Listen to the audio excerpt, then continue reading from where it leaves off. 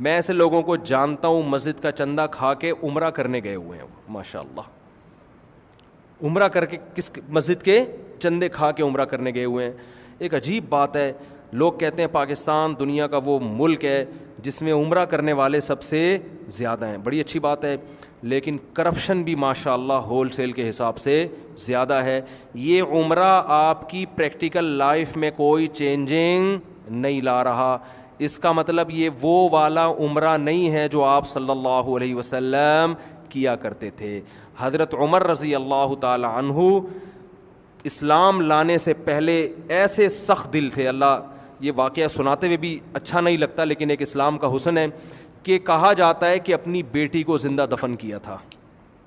ان عربوں میں شامل تھے جو بیٹیوں کو زندہ درگور کیا کرتے تھے، لیکن جب اسلام لائے ہیں تو بادشاہ بننے کے باوجود راشن کا بورا اپنے کندھے پہ ڈال کے رات کو گلیوں میں گشت کر رہے ہیں کہ اگر کوئی مدینہ میں بھوکا سویا تو سوال کس سے ہوگا؟ مجھ سے، اور میرے پاس اس کا جواب نہیں ہے۔ یہ آخرت کی فکر ہے جس نے ان کو ایسا بنا دیا۔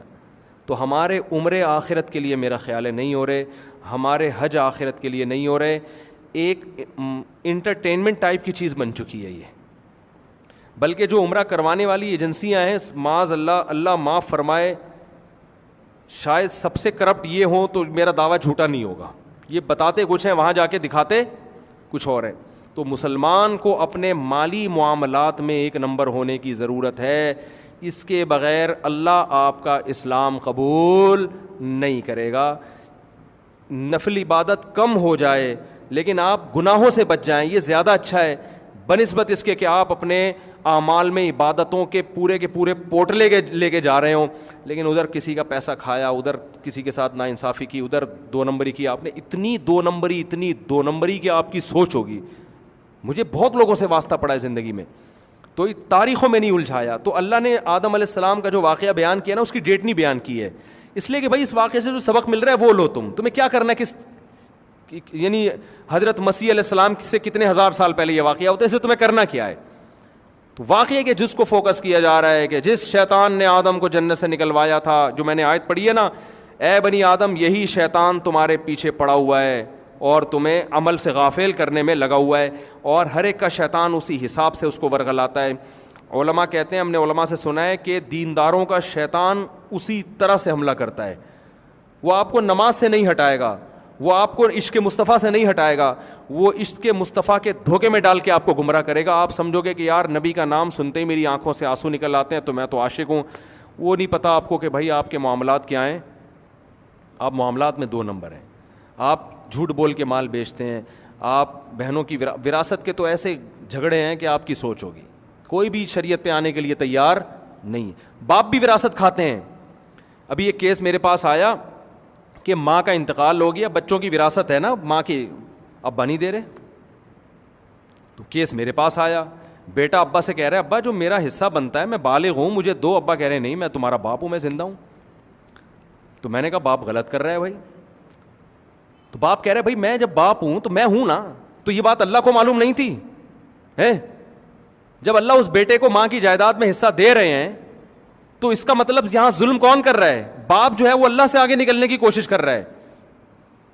تو جتنا باپ کا حصہ کتنا ہے؟ 1/4۔ اللہ نے کہا بیوہ کے مال میں شوہر کا حصہ کتنا ہے؟ 1/4۔ 3 حصے کس کے ہیں؟ بچوں کے ہیں۔ تو اللہ سے آپ آگے نکلنے کی کوشش کر رہے ہو، تو اسلام اتنا ہی استعمال ہو رہا ہے۔ اچھا وہ ابا جو ہے نا ویسے مفتیوں کے پاس جائیں گے کہ اولاد کو میرے حقوق سکھائیں، اولاد کو کیا سکھائیں؟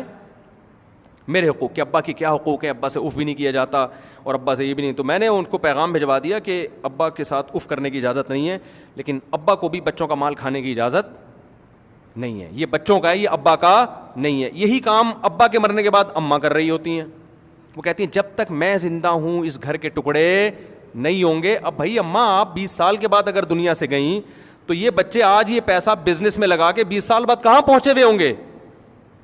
20 سال کے بعد کیا یہ بچوں کے پاس کچھ کھانے کا ٹائم نہیں بچے گا اور کچھ بزنس میں لگانے کا ٹائم نہیں بچے گا۔ ایک کیس میرے پاس آیا کہ وہ اماں نے قبضہ کیا ہوا تھا ساری وراثت پہ، اور وہ کہنی تھی میں جب تک زندہ ہوں کچھ نہیں ہوگا، اور میں ماں ہوں، میں بد دعائیں دوں گی، میں یوں کروں گی۔ میں نے اس سے کہا، میں نے اس خاتون سے کہا، میں نے کہا دیکھیں آپ کے بچوں کی 24-25 سال ابھی ایج ہے, ابھی ان کے ہاتھ میں پیسہ آئے گا, یہ انویسٹ کریں گے, 10-20 سال میں کیا سے کیا کر جائیں گے, اور آپ کے مرنے کا اگر انتظار کریں گے تو یہ تو خود بڑھاپے کے قریب کھڑے ہوئے ہوں گے. تو اس پیسے سے ان کو جوانی تو گزر گئی بغیر پیسے کے, اب بڑھاپے میں انویسٹمنٹ کر کے ملے گا بھی کیا ان کو؟ کھانے کا ٹائم تو جوانی ہوتی ہے نا, جب دانت ہیں تو بادام کھاؤ گے نا. بادام ایسے عمر میں مل رہے ہیں جب آپ کے منہ میں دانت ہے ہی نہیں چبانے کے لیے. لیکن اماں کو کون سمجھا سکتا ہے بھائی, وہ بد دعائیں دینے پر آتی ہیں, لڑنے پر آ جاتی ہیں. تو یہ اہم چیزیں ہیں جو ہمارے معاشرے میں پریکٹیکل اسلام پر عمل نہیں ہو رہا. رسومات